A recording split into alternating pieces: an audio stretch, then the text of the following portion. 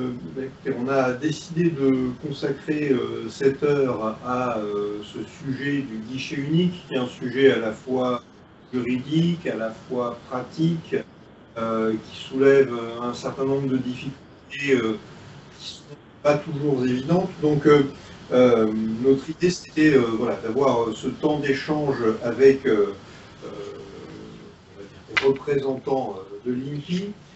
Donc, j'ai avec moi François-Xavier de Beaufort, qui est directeur Action économique de l'INPI, et Godefroy Le Ménager, qui lui est plus directement ancré dans les rouages de la machine guichet unique, puisqu'il est responsable du service guichet unique. Voilà.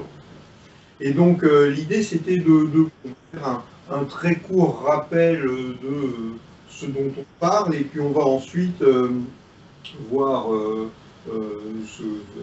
l'utilité du guichet unique, voir les difficultés et comment résoudre les difficultés qu'on peut rencontrer lorsque le guichet unique ne fonctionne pas. Et puis on va aussi répondre à vos questions, puisque c'est la grande utilité de ce temps d'échange. Simplement, donc, quand on parle de guichet unique, pour un juriste, c'est vrai que c'est un peu perturbant parce que, enfin pour un juriste, j'entends, pour un juriste d'affaires, un juriste de cabinet d'avocat, c'est toujours un peu perturbant parce que, effectivement, le guichet unique, on a l'impression qu'on a fait apparaître une nouvelle entité, une nouvelle institution, mais en réalité, on parle des formalités que les entreprises doivent accomplir pour leur constitution ou tout au long de leur vie, et notamment de la question du registre du commerce et des sociétés. Mais simplement, le guichet unique, effectivement, alors vous le direz certainement mieux que moi, mais il a remplacé le système précédent des CFE, qui avait sa complexité, mais c'est vrai que toute évolution entraînant potentiellement des incertitudes ou de l'instabilité, c'est vrai qu'on a vu apparaître des difficultés techniques et que finalement parfois on a entendu plus parler de ces difficultés techniques qu'on a identifié les améliorations qui nous viennent. Alors le système vient de la loi Pacte de 2019, mais on a eu un temps où avec une période en double commande, si l'on peut dire, je vais vous laisser tout de suite, cher François-Xavier, entrer dans le vif du sujet en commençant, je crois, par le périmètre du guichet. Merci Bruno. Bonjour à tous. Alors, effectivement, en quelques mots, je vais vous rappeler peut-être pour ceux qui le souhaitent, qu'est-ce que l'INPI, pourquoi ce guichet unique est opéré par l'INPI, et ensuite dire où on en est aujourd'hui, quels sont les enjeux, quelle est l'actualité, et puis ensuite, le fonctionnement du guichet. Je laisserai la parole à Godefroy Le Ménager, pour qui le moteur du guichet unique, il n'y a absolument aucun secret, donc j'espère que toutes vos questions et vos besoins seront satisfaits à l'issue de ces prises de parole.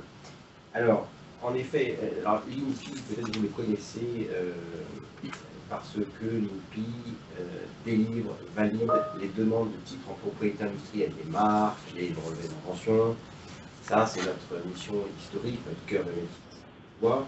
Et nous avons comme autre mission la sensibilisation, l'accompagnement des entreprises, des acteurs de l'économie, la coopération internationale et, depuis la loi Pacte, le guichet unique et le registre national des entreprises.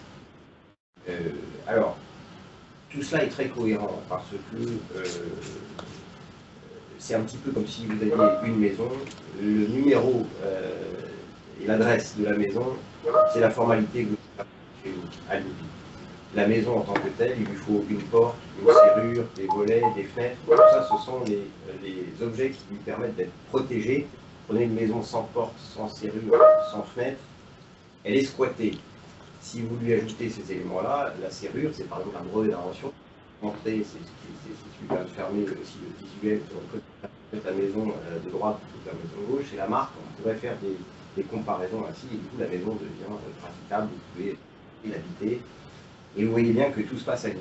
Donc les étapes importantes de la vie d'entreprise sont maintenant depuis la loi Pacte. C'était l'objet de la loi Pacte au sein d'une même structure. Et comme le rappelait Bruno, je pense qu'on peut passer à la page après.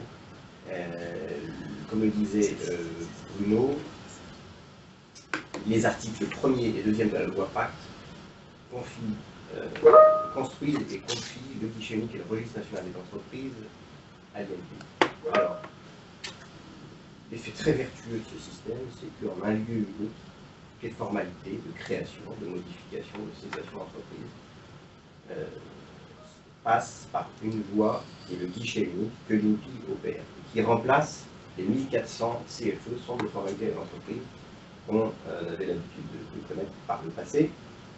Ça, c'est le premier article fondateur. C'est vraiment le premier article d'une loi d'importance comme la loi Pacte, qui est complété par l'article suivant, l'article 2, qui est le registre national des entreprises, qui vient remplacer en GRA les différents registres qui coexistaient dans le passé. Alors, l'attribution de ces deux projets à l'INPI est arrivée en 2020, arbitrée par le Premier ministre à l'époque. Elle n'a pas été choisie par hasard. C'est en fait l'extension ou le complément des missions qui étaient déjà les missions de l'INPI.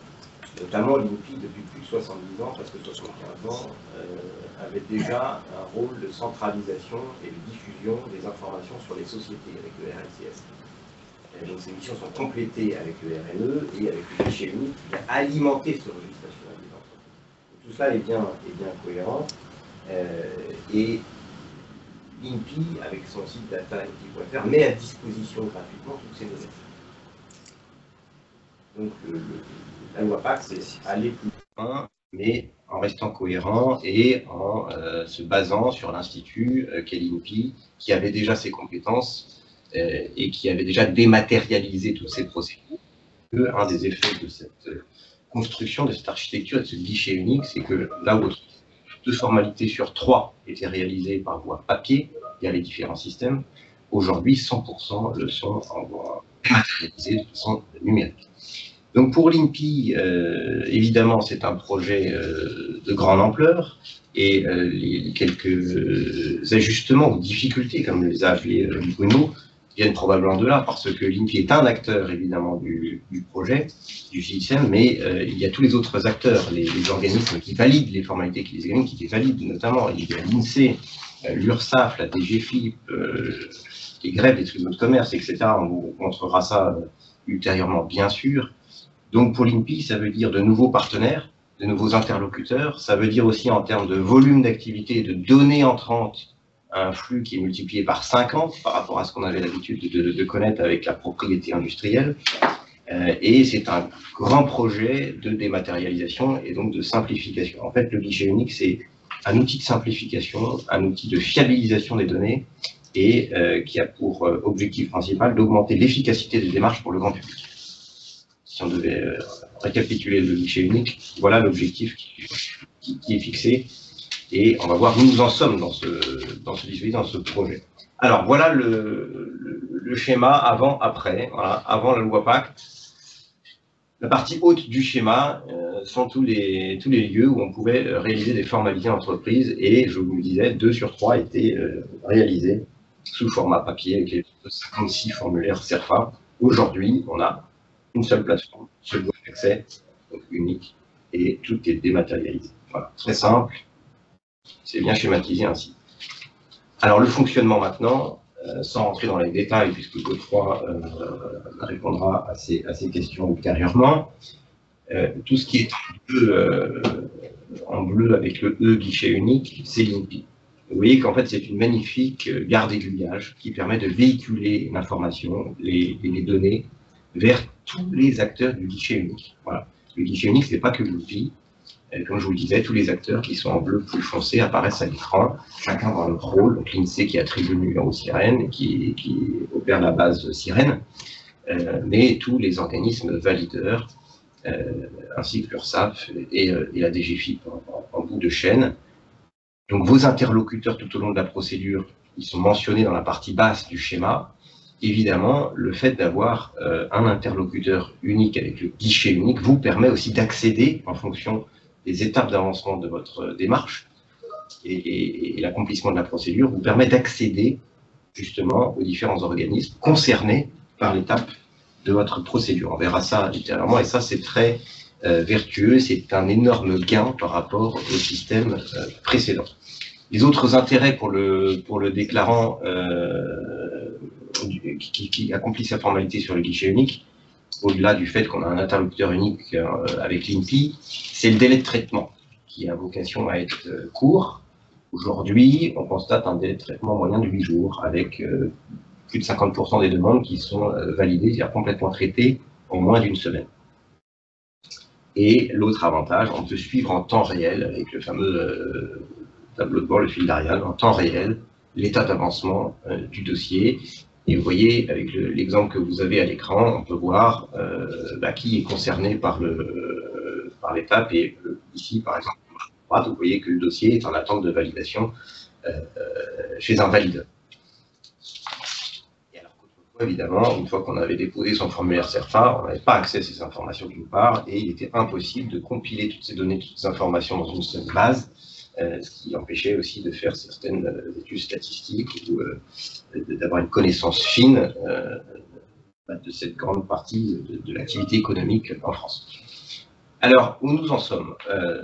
On est au 15 janvier 2025 et si on fait un rapide bilan de l'année 2024, cette année 2024 a servi en fait à une montée en charge et une appropriation lissée du guichet unique qui fait par les acteurs, qui fait suite aux années précédentes, notamment l'année 2023. Le 1er janvier 2023, nous avions ouvert à toutes les formalités,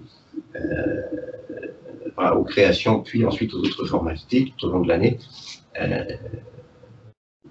aux déclarants. Alors l'année 2024, on a reçu à l'INPI environ 85% du flux des formalités, notamment parce que, comme le disait Bruno, en parallèle du guichet unique pour l'année 2024, il était possible de déclarer notamment les formalités de modification et de cessation sur une autre voie, en particulier un faux greffe, alors que par exemple pour les créations, 100% du flux était déjà sur le guichet unique.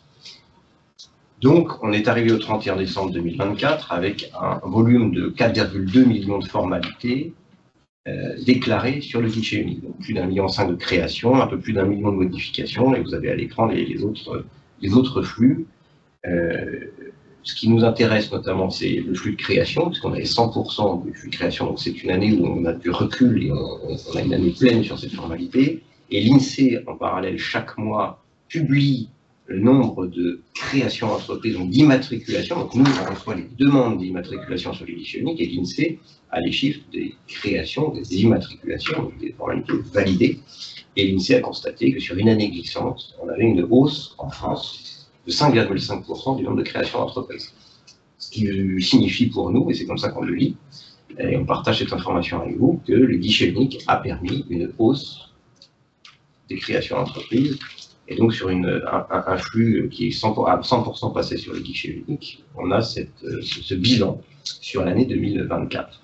Alors, du coup, qu'est-ce qui s'est passé le 31 décembre 2024? Le politique a pris la décision de fermer ce qu'on appelait les voies de secours, notamment un faux greffe, pour deux raisons. La première raison, c'est celle que je viens de vous expliquer. Les flux fonctionnent sur le guichet unique, les temps de traitement sont considérés comme étant suffisamment raisonnables et courts, même si on souhaite les améliorer, on ne va pas les améliorer. Quand je dis nous, c'est collectivement, évidemment, avec tous les organismes que j'ai cités sur le schéma de fonctionnement. Et puisque ça fonctionne, d'une part, et d'autre part, parce qu'il y a des enjeux de données sur le registre national des entreprises, j'y reviendrai, le fait d'avoir deux systèmes en parallèle empêchait une qualité parfaite des données inscrites sur le registre national des entreprises. Et je vous le démontrerai. Donc pour ces deux raisons, il fallait en fait arrêter le système qui était un système de secours et qui a permis, et on remercie les acteurs qui ont permis cela, qui a permis une montée en charge lissée sur plusieurs mois, à la fois parce que on sait maintenant, et les 15 premiers jours de janvier le démontrent, que le guichet absorbe le flux sans encombre, et on sait en plus que c'est ce qui nous permettra d'avoir un registre national des entreprises le plus propre possible, puisque tout passera par le guichet unique, et le lien entre le guichet unique et le RNE est plein et complet de données qui s'évaporent. Pour ces deux raisons, la décision a été prise en fin d'année 2024 de rendre le guichet unique véritablement unique et en fait d'appliquer la loi Pacte. Voilà, en fait, on est en train, depuis le 1er janvier 2025, d'appliquer la loi Pacte. Ce qui signifie Pour nous, INPI, on s'y engage, et c'est ce qu'on fait depuis maintenant plusieurs semaines, de stabiliser le guichet pour qu'il n'y ait pas d'incident et qu'il n'y ait pas de période de ralentissement ou d'interruption de service. C'est ce qu'on constate depuis le 1er janvier 2025 notamment. Donc on a bien observé que les 15 à 20% du flux que nous ne recevions pas en 2024, nous les recevons depuis le 1er janvier 2025 et ça fonctionne. En plus d'opérer le guichet unique et donc l'outil informatique, l'INPI est en charge de l'assistance technique sur le guichet unique. Ça veut dire qu'un déclarant qui souhaite savoir où en est sa formalité, parce qu'il ne manipule pas forcément de façon optimale les outils ou parce qu'il a le sentiment que sa formalité est bloquée et pourrait avancer plus rapidement, peut appeler notre service. Nous avons un numéro de téléphone qui est gratuit, ouvert de 9h à 18h tous les jours ouvrés. Et donc, depuis le 1er janvier, donc le fait que le guichet soit véritablement unique, nous on s'engage à ce que l'assistance soit la plus réactive possible. Pour vous donner quelques chiffres, en 2024, nous avons évidemment déjà ce service d'assistance. Nous recevions 10 000 appels par jour, nous répondons à tous ces appels, et le temps d'attente, lorsqu'on fait le numéro de l'INPI, est en moyenne d'1 minute 30. Voilà. Ce qui nous place en numéro 1 des services d'assistance téléphonique des opérateurs publics. Évidemment, il y a une opération d'accompagnement du changement, de communication qui est liée à cette décision, et je crois que la séance que nous avons ensemble aujourd'hui contribue à cette communication. Vous avez pu lire pas mal d'articles dans la presse. Dans ces 4 dernières semaines, il y a environ une trentaine d'articles parus sur le guichet unique pour que les derniers acteurs qui ne s'étaient pas encore approprié le guichet ou qui n'avaient pas forcément connaissance des situations que je suis en train de vous décrire puissent s'approprier évidemment le système et n'ait pas de doute sur quoi faire et comment le faire sur le guichet. Il y a un deuxième volet dans cette période que nous vivons, c'est la transition. Quid des formalités qui ont été initiées avant le 31 décembre 2024 sur Infogreffe aujourd'hui. Alors, nous travaillons évidemment en étroite collaboration avec le CNJTC, donc le greffier des tribunaux de commerce, qui s'est engagé à traiter sur Infogreffe jusqu'au 31 janvier 2025 toutes les formalités accomplies avant le 31 décembre 2024 sur Infogreffe. Donc il y a une étape de traitement des dossiers en cours. Et deuxième chose très importante, c'est une décision politique aussi qui accompagne cette fin de procédure de continuité. Le CNJTC va nous transmettre tous les stocks et les données des différents registres tenus par l'équipier pour qu'on puisse synchroniser les registres et donc que le registre national des entreprises dispose de toutes les données et puisse avoir un registre complet pour les utilisateurs qui peuvent avoir accès gratuitement à l'information via DataINPI, comme je vous le disais en préambule, qui bénéficie de l'entièreté des données. Le troisième volet, c'est ce qui nous attend. Et nos chantiers, finalement, en 2025, et notamment lors du premier semestre 2025, ça fait partie de la décision politique. Et l'INPI s'y engage et est en train d'œuvrer en ce sens. Pendant tout au long du premier semestre, pendant toute la durée du premier semestre 2025, l'INPI a déployé, mettre en production des versions améliorées du guichet unique, notamment en matière d'ergonomie pour améliorer la fluidité, pour que certains libellés soient plus faciles à la compréhension et que la satisfaction d'ensemble des acteurs qui utilisent ce guichet soit améliorée. Évidemment, en parallèle du chantier que je vous ai indiqué, qui est d'améliorer la qualité des données qui se retrouvent sur le registre national des entreprises, avec l'aide de tous les acteurs qui contribuent. l'INPI n'est pas seul, et donc nous sommes accompagnés par une équipe de la mission interministérielle qui coordonne les autres acteurs pour qu'ils aient bien tous le même schéma, le même calendrier et les mêmes objectifs que vous et nous. Alors, le registre national des entreprises, justement, puisque on en parle, autrefois, donc quand je dis autrefois, c'est avant la loi Pacte, nous avions un certain nombre de registres, 8 registres. Alors quand je dis 8, parce qu'il y a plusieurs RCS, vous voyez en haut à droite, les registres des sociétés, mais 8 types de registres qui coexistaient. Et donc, de la même façon, pour déclarer sa formalité, la décision a été de tout simplifier, de me rassembler sur un guichet unique. De la même façon, pour les registres, l'idée est de rassembler, de simplifier au maximum, et de rassembler un maximum de données sur un même registre, qui est le registre national des entreprises. Alors évidemment, ce registre coexiste toujours avec la base Sirène aujourd'hui, tenue par l'INSEE, comme je le disais, et certains registres lus par les greffes encore. Ce qui nécessite donc cette synchronisation parfaite des registres. Donc, voilà le schéma d'ensemble du registre national des entreprises, avec exactement le même objectif de simplification. Alors, pourquoi est-ce qu'il était important de rendre le guichet unique véritablement unique et d'empêcher que des données et des démarches déclarées sur, par exemple, le système Infogreffe soient arrêtées? Parce que quand vous regardez ce schéma, la partie haute, qui est le K1, est le système construit par l'INPI, formalité déclarée sur le guichet unique, transmission au registre national des entreprises. Et toute la partie basse, c'est l'utilisation d'autres systèmes, notamment Infogreffe, pour déclarer sa formalité. Et vous voyez tout ce qui est en rouge, c'est les étapes à risque, soit qui empêchent la transmission de la donnée au registre national des entreprises, soit qui sont à risque parce qu'il y a une action, une opération technique, une opération voire même manuelle dans certains cas, à réaliser pour compléter les données qui arrivent au registre national des entreprises. Et le résultat est que du coup, pendant toute l'année 2024, on a vécu le système en parallèle. Toutes les déclarations qui passaient par ce système parallèle subissaient ces risques et donc empêchaient le registre d'être véritablement en propre. C'est ce qu'on a essayé de décrire là avec ce schéma que vous avez à l'écran, ce qui vous permet de bien comprendre pourquoi ce qui était indispensable finalement d'appliquer pleinement la loi Pacte et enfin opérer de façon unique le système qui est évolué et qui est le sens de l'histoire. Alors, évidemment, ce système en parallèle d'Infogreffe était là au cas où, et c'est comme ça que le texte était écrit, au cas où il n'était pas possible d'accomplir sa formalité sur le guichet unique.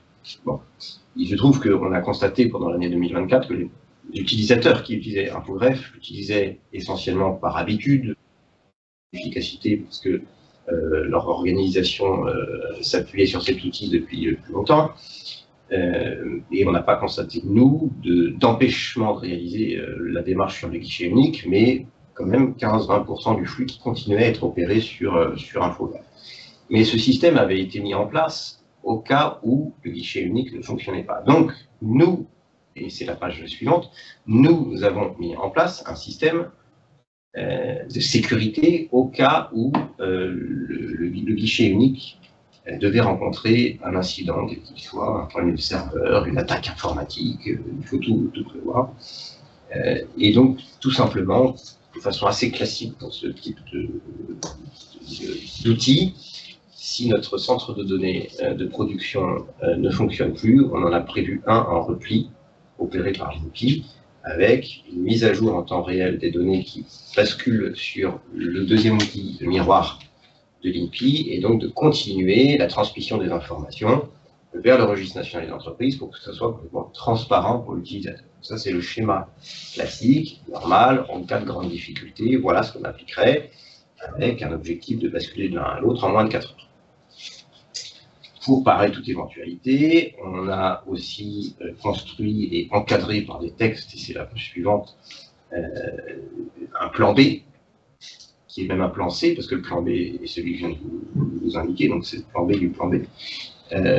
Si notre bascule d'un centre de données à l'autre ne devait pas pouvoir être réalisée, soit pour un incident rencontré, soit parce qu'on dépasse le temps qu'on s'est fixé comme objectif, il est prévu par les textes la situation suivante. Vous voyez que là, le schéma que je vous décris, c'est une situation extrême qui, en termes de probabilité, a très peu de chances de se produire, mais qui pourrait être appliquée, qui permettrait quand même le fonctionnement, et en tout cas qui permettrait à l'utilisateur de ne pas être bloqué dans sa démarche, qui est la suivante.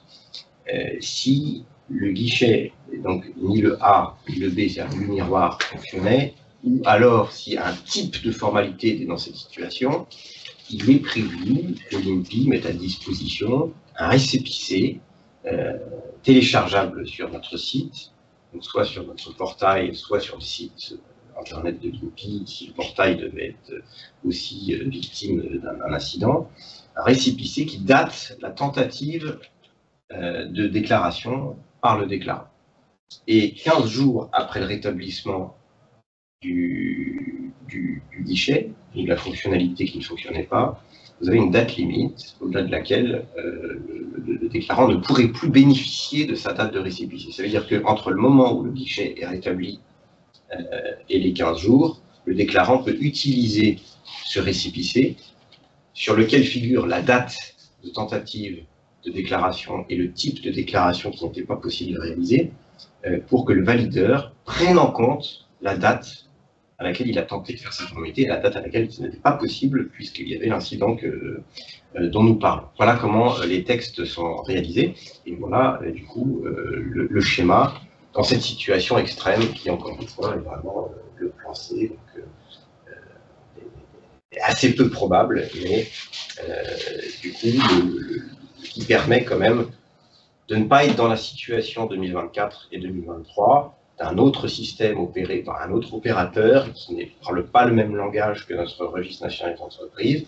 Là, tout est compatible, opéré par le même opérateur, avec les mêmes professionnels des systèmes d'information derrière, pour répondre à la demande et rétablir la situation le plus rapidement possible. Voilà, et là vous avez à l'écran un exemple du fameux récépissé dont je vous parlais. Alors, nous avons vu le guichet unique et le registre national des entreprises.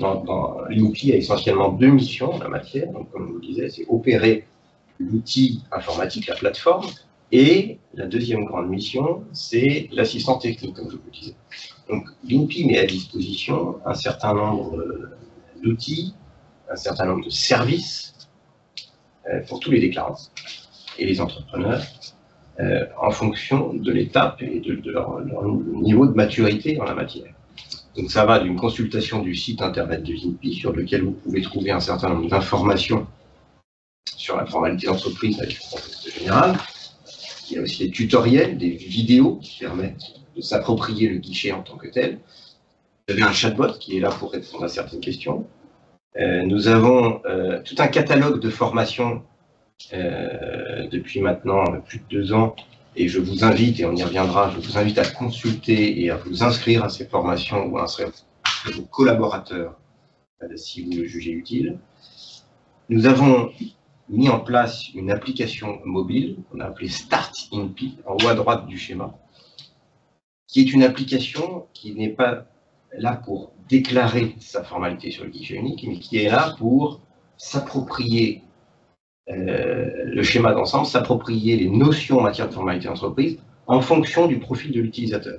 Donc en fonction des données que vous renseignez sur cette application et du coup de votre besoin, l'application vous flèche vers un parcours qui sera probablement le vôtre et qui vous engage à accomplir tel type de formalité, et avec des vidéos, des quiz, des parcours apprenants, en parallèle du coup du guichet que vous pouvez avoir à l'écran sur un ordinateur, sur votre smartphone. Vous avez une application mobile qui vous guide et qui vous permet de vous aider. En plus de cela, comme je vous le disais, nous avons un service d'assistance aux clients, qu'on appelle INPI Direct, qui répond donc à toutes les demandes. On mesure le niveau de satisfaction des conversations chaque jour de ce service. On est noté à plus de 8,5 sur 10. Donc, n'hésitez pas à utiliser ce service si nécessaire pour vous. Et évidemment, grâce à la relation privilégiée que nous avons avec la CPME, et je tiens aussi à remercier la CPME pour cette excellente coopération que nous avons ensemble, ne serait-ce que pour nous permettre de parler avec vous aujourd'hui. Nous avons signé un partenariat avec la CPME qui vous permet, en tant qu'acteur et membre de la CPME, d'avoir accès à nos spécialistes qui vont répondre plus précisément aux besoins que sont les vôtres. Mais peut-être que Bruno en dira un mot pour vous expliquer le fonctionnement de ce parcours et la façon dont vous, membres de la CPME, vous pouvez utiliser ce dispositif privilégié qu'on met à votre disposition. Et évidemment, il ne faut pas oublier une chose, et ça aussi on le mesure, puisqu'on est souvent, on fait l'objet d'audits ou d'enquêtes de satisfaction, et il est souvent révélé qu'il, pour la plupart des acteurs, il existe un besoin d'accompagnement en amont de la démarche sur le guichet unique. C'est-à-dire que vous avez vu que le guichet unique remplaçait 1400 centres de formalité d'entreprise. évidemment, un outil informatique ne pourra jamais remplacer les personnes et les humains qu'il y avait dans ces 1400 centres. Ça fait autre chose, ça compense beaucoup de choses. Il y a une vertu de simplification, comme on vous l'a dit, et de fiabilisation de la donnée. Mais il n'en reste pas moins que pour certains profils, certains acteurs, un besoin d'accompagnement et de conseil juridique en amont de la démarche est important, indispensable. Donc il existe des formalistes, c'est le métier, pour accomplir ces démarches. Et de la même façon, sur le site de l'INPI, vous pouvez avoir accès à ces différentes offres et à ces différents profils de formalistes selon vos besoins. Voilà ce que je pouvais dire moi, en introduction pour l'actualité, le dispositif d'ensemble. Mais je laisse volontiers la parole à Godefroy, qui va rentrer dans le cœur du réacteur et répondre à toutes vos questions, n'hésitez pas. Merci pour aussi cette possibilité de présenter, de revenir sur des points qui sont clés sur le fonctionnement du guichet unique. Et le premier point sur lequel je vais commencer, c'est pas forcément le premier sur lequel vous allez commencer sur votre formalité, mais en amont de votre formalité, c'est se préparer à l'étape de signature, parce qu'on est sur une plateforme informatique, donc la signature sera évidemment complètement électronique. Et en fonction du type de formalité, si vous faites une formalité de création, c'est une signature simple qui va vous être demandée, donc ça, il n'y aura pas besoin de se préparer plus particulièrement. En revanche, si vous faites des modifications, des cessations, corrections ou des dépôts de comptes annuels ou d'actes, là, pour le coup, vous aurez besoin d'avoir une signature avancée reposant sur un certificat qualifié, une signature qualifiée, ou éventuellement d'utiliser le système France Connect Plus. Donc, ça fait partie des éléments qu'il faudra anticiper, au même titre que vous avez l'habitude de rassembler les différents documents, PV, actes et informations nécessaires à la formalité. Il faut se préparer à cette étape de signature en ayant le bon niveau de signature adapté. Ensuite, si je peux avoir la page après, ensuite, évidemment, vous allez présenter l'ensemble des informations de votre entreprise sur un formulaire qui va se construire au fur et à mesure avec évidemment l'étape de présentation de l'activité. Autrefois, quand vous arriviez avec votre CERFA auprès du CFE, vous aviez déjà fait un choix, vous avez déjà fourni une information en choisissant d'aller au greffe ou à la SEM ou aux chambres d'agriculture. À travers ce choix-là, vous aviez dit que voilà, cette activité est plutôt commerciale, ou plutôt artisanale, ou plutôt agricole, et ainsi permettre au CFE compétent de le traiter. Ici, nous avons rajouté cette possibilité, sous la description détaillée, de catégoriser cette activité. Alors, ce n'est pas une catégorisation sur le type de la NAFA, c'est une catégorisation un petit peu plus simplifiée, même si elle est quand même assez détaillée pour répondre à la finesse de toutes les situations, qui va permettre au guichet de définir à qui adresser cette formalité, quel valideur faire intervenir pour telle formalité, s'il s'agit d'une société artisanale ou d'une société agricole. Je tiens à rappeler que cette catégorisation n'est là que pour effectuer l'orientation de la formalité et non pour définir le code APE qui est toujours défini à partir de la description détaillée de l'activité principale. Et ça, c'est important de le rappeler. Alors, c'est pour ça qu'on a mis un petit libellé sous la description détaillée pour vraiment le rappeler que c'est uniquement la description détaillée de l'activité principale qui permet de définir le code APE et ainsi donc d'avoir ce code NAF dont vous avez besoin. Je rappelle aussi que les formalités de correction ont vocation n'ont pas vocation à corriger ce code APE, mais vraiment juste à corriger l'ensemble des informations qui sont liées à la formalité, à l'entreprise. Et c'est justement comme cet intérêt de corriger ces données de l'entreprise va vous permettre de préparer les futures formalités de modification ou éventuellement de cessation.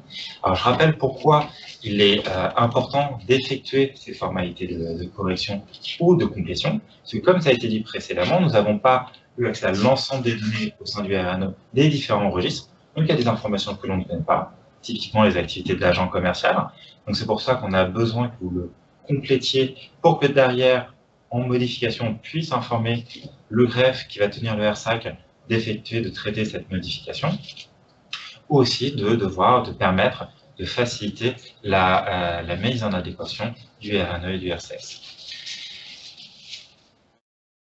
Donc, ces éléments-là sont extrêmement importants lorsque vous êtes mandaté pour réaliser des formalités, comme je le disais, de modification, cessation, comptes annuels ou actes isolés, ça va permettre de vraiment préparer cette formalité et donc d'envoyer la formalité au bon interlocuteur si il y avait une activité d'agent commercial pour votre entrepreneur individuel. Sinon, on ne l'avait pas eu, cette formalité de complétion au préalable, on n'aurait pas pu l'envoyer correctement au greffe pour le traiter au RSA. Si vous avez des questions, n'hésitez pas à contacter notre support INPI Direct. Et je rappelle que les formalités de complétion et de correction sont gratuites, bien évidemment. Correction, complétion, j'ai parlé un petit peu des deux. Comment faire la distinction? Correction, il y a eu des données ORNE qui sont pas en adéquation avec, par exemple, les informations dans les registres existants du RCS. Donc, vous pouvez corriger ces informations-là. Complétion, il manque des informations ORNE, par exemple, une activité d'agent commercial. Vous pouvez ajouter des données qui n'ont pas été reprises au RNE pour pouvoir vraiment directement alimenter le RNE avec ces données manquantes. Correction, la donnée existe, mais il faut l'améliorer. Complétion, il faut ajouter cette donnée au RNE. Au-delà de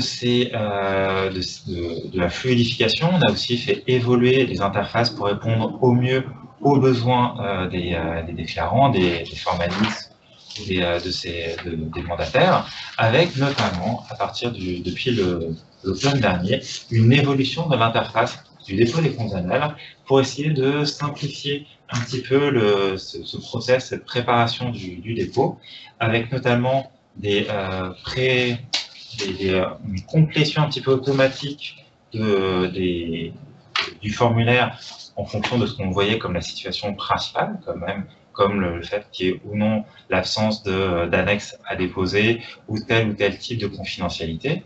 Et en plus, à partir de ces informations-là, on va vous suggérer directement des documents à déposer lors de votre dépôt de compte annuel. De plus, on a ajouté la possibilité de déposer le bilan et le compte de résultat, ou le bilan, le compte de résultat et annexe sur la situation, directement dans un même fichier. Jusqu'ici, c'était demandé à ce que ces documents soient séparés, c'est pour ça qu'on vous demandait de les séparer, mais on a pu travailler avec nos partenaires pour permettre et accepter le dépôt en un seul fichier de ces informations-là. Aussi un autre exemple, voilà, je parlais de bilan, compte de résultat et annexe. Vous avez directement maintenant la possibilité de le déposer directement. Évidemment, quand l'entreprise n'est pas dispensée de déposer des annexes, vous pouvez le déposer dans un même fichier sans devoir découper au préalable le document en différents fichiers PDF pour permettre son traitement par le partenaire compétent, le greffe compétent géographiquement. En fonction des différentes situations, on va vous proposer des documents différents, bilan et compte de résultat pour les comptes sociaux des entreprises dispensées de dépôt des annexes, ou bilan, compte de résultat et annexe quand il n'y a pas la dispense de dépôt des annexes, ou bilan et annexe, bilan simplifié et annexe. Vous voyez toutes les combinaisons qui apparaissent à votre écran pour pouvoir essayer de simplifier votre dépôt et éviter ce sujet qui est un irritant, on en était bien conscient, de devoir découper votre document en plusieurs fichiers. Même chose, pour essayer de simplifier et de gagner du temps, c'était peut-être quelques clics, mais on a essayé de pré-remplir le formulaire avec notamment le choix par défaut de comptes sociaux, de dépôt rectificatif des comptes déposés ou l'absence de dépôt de dispense d'annexe, afin de vous faire gagner du temps, vu qu'on a eu un retour suffisant pour voir quelles étaient les situations vraiment les plus fréquentes, pour pouvoir vous faire gagner du temps de quelques clics, mais moi, c'est déjà ça de gagner pour vous.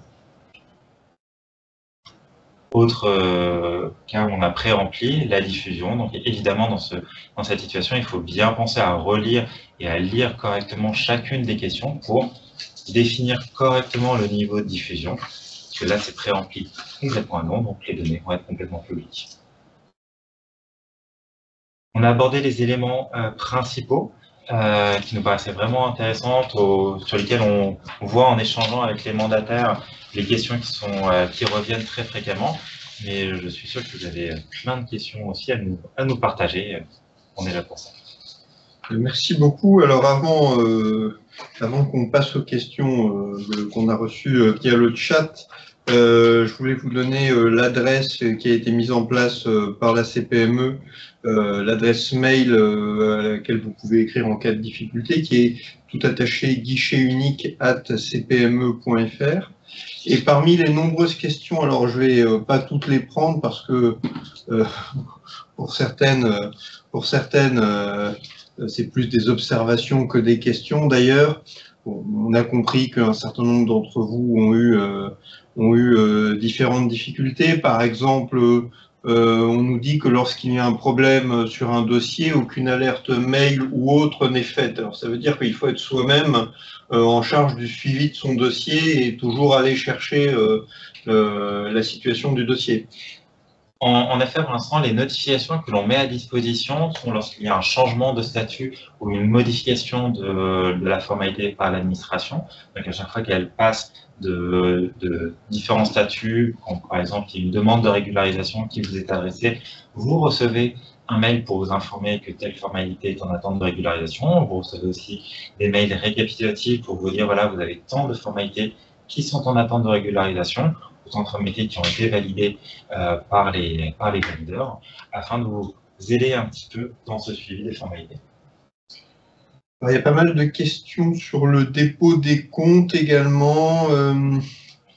Il y a une question qui nous indique, par exemple, une personne qui dépose pour plusieurs sociétés, qui indique qu'elle a reçu des factures différentes du montant réclamé et payé. Bon, je ne sais pas si ça appelle véritablement une réponse.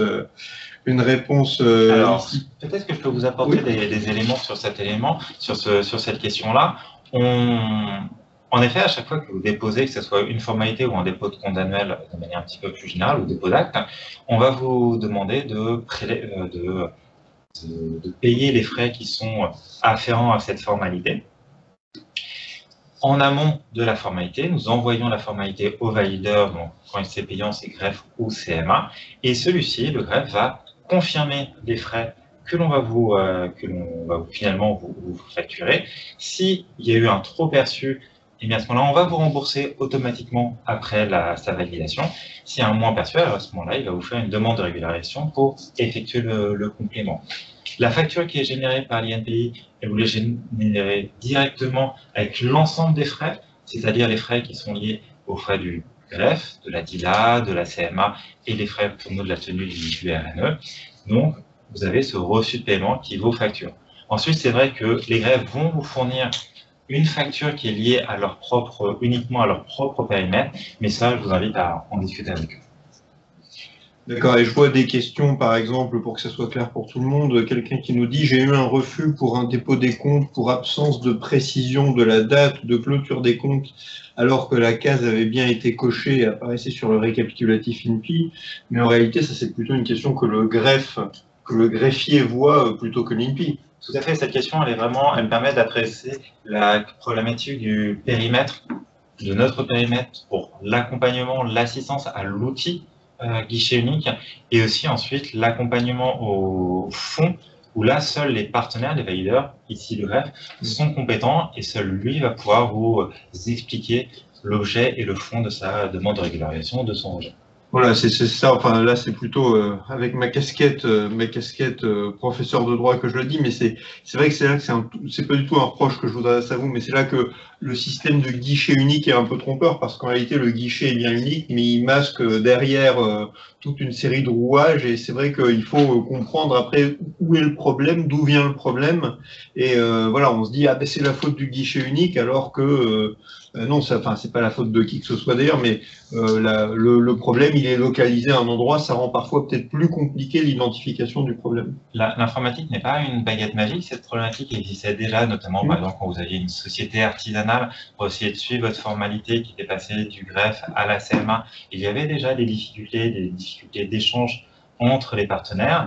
L'intérêt du guichet unique est qu'il vous donne la visibilité sur qui traite votre formalité, à quel moment, aussi vous donne les contacts de ce valideur pour dire, ben voilà, ça fait X jours, tant de temps que vous avez ma formalité, pourquoi vous n'arrivez pas à la traiter, ou vous m'avez posé telle question, je ne comprends pas, j'ai fourni typiquement la date de clôture dans l'exemple précédent, quel est le motif en fait de cet échange. Et ça, mine de rien, on ne pourra pas le compenser, cet échange. C'est vraiment ce lien qui a gardé avec le valideur. Il y avait une question aussi que je trouvais alors très, très pratique et intéressante qui était sur la signature électronique certifiée. Quelqu'un nous dit tous les logiciels sont payants pour une signature électronique certifiée. Est-ce qu'il y a une autre solution? Mais c'est franceconnect.fr, c'est payant ou... Alors, France Connect Plus, alors je ne sais pas si c'est payant, je ne crois pas, mais c'était une volonté vraiment de s'assurer, de sécuriser le dépôt des formalités. Vous imaginez bien que lorsque vous faites une cessation, si on n'est pas capable de s'assurer que la personne qui est à l'origine de cette cessation est vraiment légitime et pertinente pour effectuer cette démarche, il peut y avoir des risques assez monstrueux de fermer telle entreprise à tort. Donc pour éviter cela et s'assurer vraiment que l'on identifie bien la personne et qu'elle est soit légitime au sein de l'entreprise, soit qu'elle a le mandat pour le faire, et bien c'est pourquoi il y a eu ce besoin, cette demande d'avoir une signature avec un niveau de sécurité informatique assez élevé, mais en fait quelque chose qui va devenir de plus en plus courant aussi dans les pratiques informatiques qui se développent. Oui, voilà, il faut prévenir nos adhérents sur le fait que on va vers une sécurisation qui va être toujours croissante parce que on va parler beaucoup plus d'identité numérique dans les années qui viennent, précisément pour éviter qu'il y ait des usurpations d'identité. Et donc, il faut s'attendre, c'est pas une surréglementation, mais il faut s'attendre à des coûts qui vont forcément croître et qu'en partie les utilisateurs vont supporter. Mais ça, c'est le prix à payer pour le coup, pour éviter les usurpations qu'on peut vivre déjà assez facilement. Il y a une question et qui va nous permettre peut-être d'éclairer un peu la répartition des rôles des uns des autres, parce qu'on nous demande, c'est Frédéric qui demande, comment vérifiez-vous la capacité de l'entreprise, TPE, PME, à demander la confidentialité de ses comptes? Mais en réalité, est-ce que c'est l'INPI elle-même qui vérifie? Non, c'est les différents acteurs qui, derrière, ça va être le greffier du tribunal de commerce, par exemple. Nous, on ne vérifie pas ça. Vous transmettez en réalité. On transmet. Ça, c'est une question de fond de la demande. On va vérifier que voilà, il y a bien des réponses à toutes les questions. Après, qu'elles soient bonnes ou pas, c'est pas de notre périmètre. C'est vraiment le greffier qui, lui, va avoir cette finesse, cette analyse métier pour pouvoir porter son jugement dessus. Voilà, il y a une question, effectivement. Alors, le RSAC, ça doit être le registre des agents commerciaux, je suppose. Voilà, et donc on demande si les formalités d'inscription et de radiation se font sur le guichet unique. Tout à fait. Vous pouvez faire des immatriculations au RSAC ou faire une création, soit d'une entreprise individuelle d'agents commerciaux ou ajouter pour une société des activités d'agents commerciaux. Pour cela, lorsque vous décrivez votre activité, vous allez décrire évidemment le descriptif détaillé et on va revenir sur le sujet que j'évoquais au deuxième point, qui est la catégorisation. Et vous allez choisir une catégorisation d'activité d'agent commercial, ce qui va permettre au greffe de savoir qu'il doit traiter autant cette formalité pour ma société, par exemple, au RCS, mais aussi au RSAC. Et on sait que c'était un sujet qui était un petit peu délicat, difficile, parce que ça a changé des pratiques, parce qu'avant, il y avait 2 registres, et du coup, c'était traité un petit peu différemment. C'est pourquoi il y a eu la publication d'un avis du collège stratégique pour rappeler que voilà, il n'y avait pas besoin de faire plusieurs formalités pour adresser l'immatriculation d'une société, par exemple, une activité d'agent commercial, mais qu'il y avait vraiment, avec le guichet unique, la mise en place d'un dossier unique, et ensuite, c'était au valideur de traiter ça sur ces 2 registres.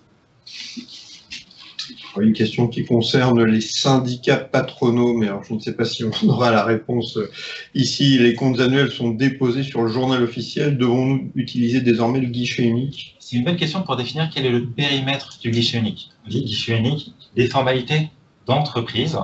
Et bien en fait, tout simplement, dans cette situation-là, les syndicats patronaux ne font pas partie du périmètre des entreprises. Vous n'avez pas, si vous regardez sur DataINPI, vous n'allez pas pouvoir trouver les syndicats patronaux, donc ils ne vont pas pouvoir être traités via le guichet unique, parce que voilà, on se concentre, c'est déjà un beau morceau, sur les entreprises et les sociétés.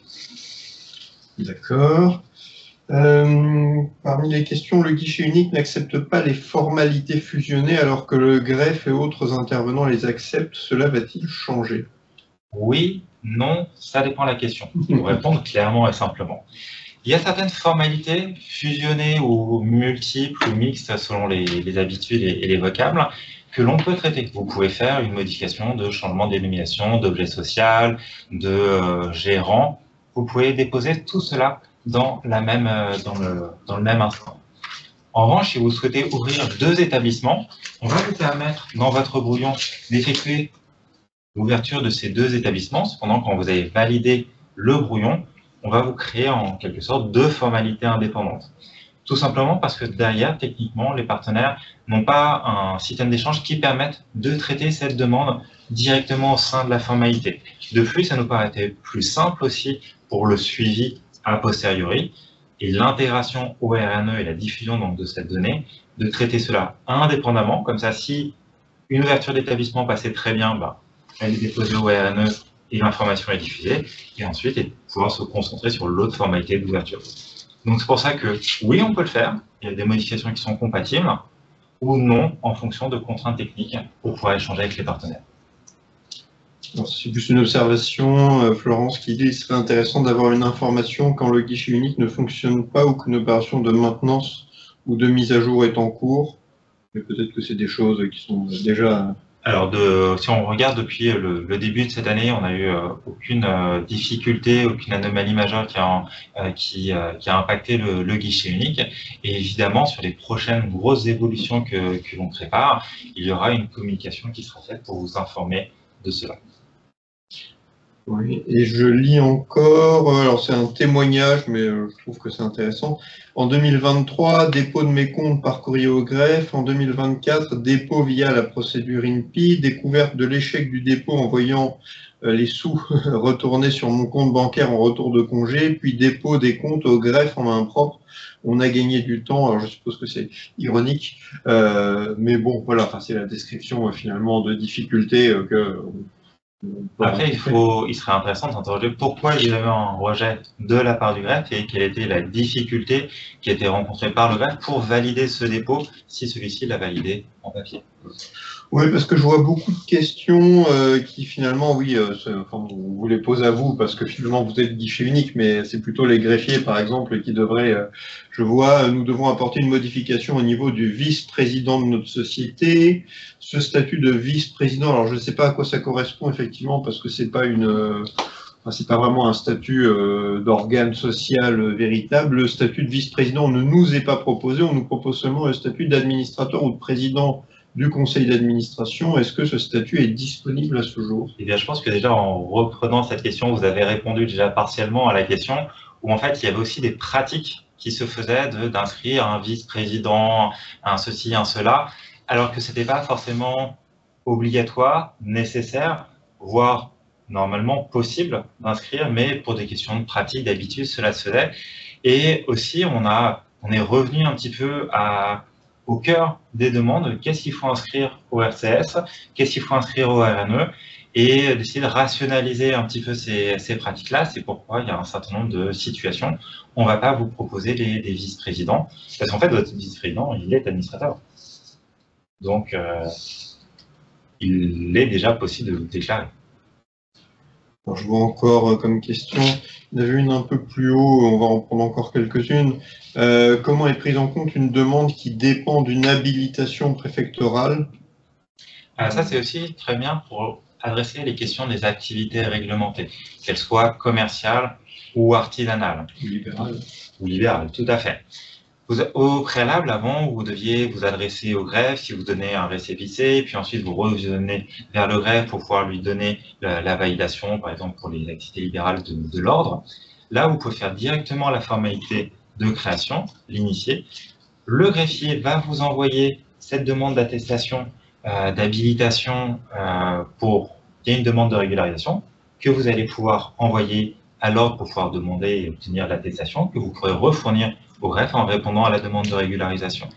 S'il y a une attestation de la part d'une autre entité administrative que vous avez eue en amont, vous pouvez le déposer directement lors du dépôt de votre formalité, ou pour les activités artisanales réglementées, vous pouvez directement déposer les diplômes de la personne qui est qualifiée ou avoir un engagement à recruter. Vous avez, comme d'habitude, 3 mois pour pouvoir recruter après la validation de création de votre société ou de votre entreprise et vous adresser à la CMA pour fournir ce justificatif que vous avez recruté une personne qualifiée. J'avais une question que je trouvais très intéressante qui était la compétence du support du guichet unique concernant des questions d'ordre technique. Recommandez-vous de poser la question métier au support du guichet unique ou bien faut-il s'adresser directement au support du service métier? Alors, il n'y a qu'un seul support, donc adressez-vous au support. N'hésitez pas vraiment à poser des questions à notre centre d'appel InPI qui pourra vous répondre. Et s'il n'a pas forcément la possibilité sur l'instant de vous apporter les éléments de réponse, il escaladera en interne pour pouvoir trouver ces éléments de réponse et revenir vers vous. On nous demande aussi, est-ce qu'on peut inscrire les vendeurs à domicile indépendant? Même chose comme pour les activités d'agents commerciaux. Là, on revient à la question de la catégorisation. Il y avait des situations un petit peu particulières pour les agents commerciaux de routage en fonction des registres. Là, c'est pour définir et bien identifier ce statut aussi un petit peu vu comme un petit peu particulier. Décrivez votre activité, comme vous avez l'habitude, est-ce que c'est une activité principale, secondaire, permanente, saisonnière, et ainsi de suite. Il y a la description détaillée, et à travers la catégorisation, vous pouvez bien préciser les activités de vendeurs indépendants. Si vous avez une problématique, des doutes sur la catégorisation, n'hésitez pas à utiliser le chatbot qui peut vous aider, vous accompagner pour vous proposer des catégorisations à sélectionner en fonction de mots-clés, de situations qui s'adaptent à votre cas. Ouais, il faut passer le vice-président qui revient avec Sandrine qui nous dit dans ce cas-là, il ne figurera plus sur le CABIS. Tout dépend s'il a la capacité d'engager la société ou non, mais s'il est administrateur, il me semble qu'il est sur le CABIS. Alors, il sera sur le CABIS en tant qu'administrateur. La question est pourquoi il l'était avant en tant que vice-président, ce qui se dit que quand il restait administrateur mais qu'il changeait, il n'était plus vice-président, il fallait faire une formalité de modification pour adapter sa qualité sur le CABIS. Donc là, c'est aussi, ça permet de simplifier un petit peu et d'éviter de multiplier les démarches dans cette situation. Puis peut-être, il y a une question, je vois Florent qui est en difficulté. Nous avons tenté de changer le nom du dirigeant de notre société, mais nous avons été bloqués. Nous n'avons pas pu aboutir, mais bon, comme on ne sait pas vraiment... Alors là, il en faut un petit peu plus pour pouvoir creuser, mais n'hésitez pas à appeler notre support pour pouvoir... Et aussi, n'hésitez pas à vérifier, à faire une formalité de correction et de complétion pour s'assurer que toutes les informations de l'entreprise étaient bien cohérente et par rapport à ce que nous, on a pu intégrer pour simplifier votre formalité de modification. Bien, écoutez, on est en train d'arriver au terme de notre petite heure de webinaire. Donc, on vous a redonné l'adresse guichetunique@cpme.fr. On vous l'a mise aussi dans le chat. Je crois qu'il nous reste à vous remercier tous les deux, ainsi qu'à remercier la grosse cohorte de participants. On a atteint 100 ou quasiment à un moment donné à ce webinaire. Et je rappelle que ce webinaire est toujours, sera accessible en replay. Nous allons faire une petite pastille vidéo pour signaler l'existence du replay. Et écoutez, encore une fois, merci à tous les deux et merci à vous tous. Et on reste bien évidemment disponible pour vos questions par la suite. Voilà. Merci beaucoup. Merci à vous.